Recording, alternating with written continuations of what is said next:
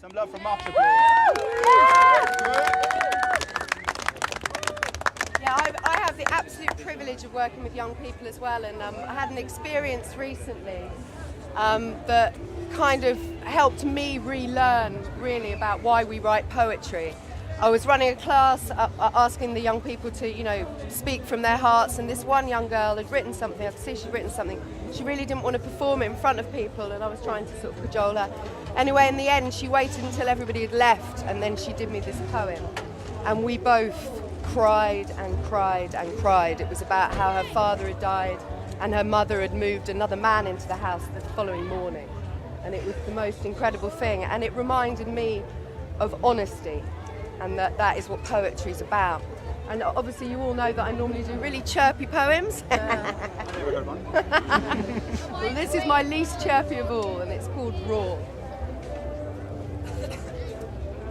Head like a boulder, I wake me older every day and stumble my way through the crazy haze my vices laying across my days.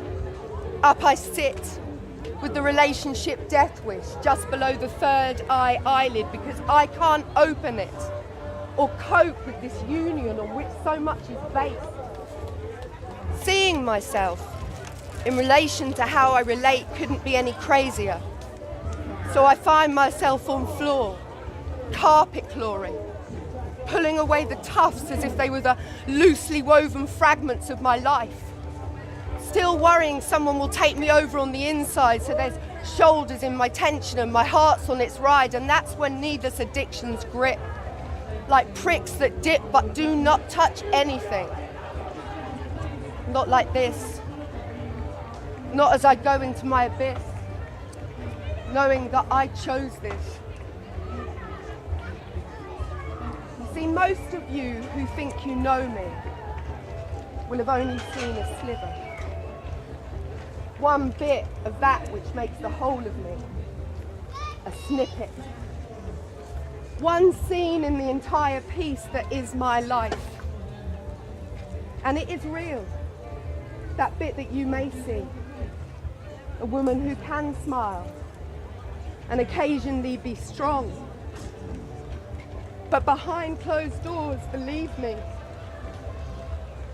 I am skinless. I am raw. Dark thunderclouds hang overhead, waiting for my cycles of regret to raise their mutant heads, and boom! For mine is a dark moon, and there are red inked squiggles in my head. Shame and pain in my heart so dark that I could headbutt windows just to let the shards rip apart the bits that make me suffer this. Because ever since I can remember, life has had two faces. One where I can kiss the breeze, appreciate the ease my life should be in relative freedom. And then the other, the genetic malfunction I appear to have inherited from my mother, which rips asunder any sense of joy. Hormones playing with emotions as if they were worthless toys to be smashed, revealing the cracks in everything I call my life. It's the enemy on the inside, alienating allies as the internal inferno ignites, pulsating through my body until I fight everything. Literally. And it feels like a concept of hell. These red ink squiggles in my head, this shame and pain in my heart, so dark that I could headbutt windows just to let the shards rip apart the bits that make me suffer it. And for those who must cross its path, get dragged into my emotional bloodbath because they love the other half. The sweet face, the one who replaces the hater, who skates back to life on wafer-thin eyes, begging to me light, saying, please forgive me, I did not choose this. I too want to be free, to unlock the chains that keep my mind imprisoned. From my own self I want to be delivered. Too much time now spent in ribbons, inside out and skinless.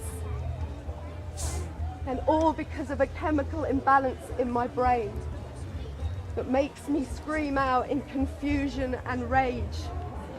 Something in all my years of poetry I've never yet been brave enough to state.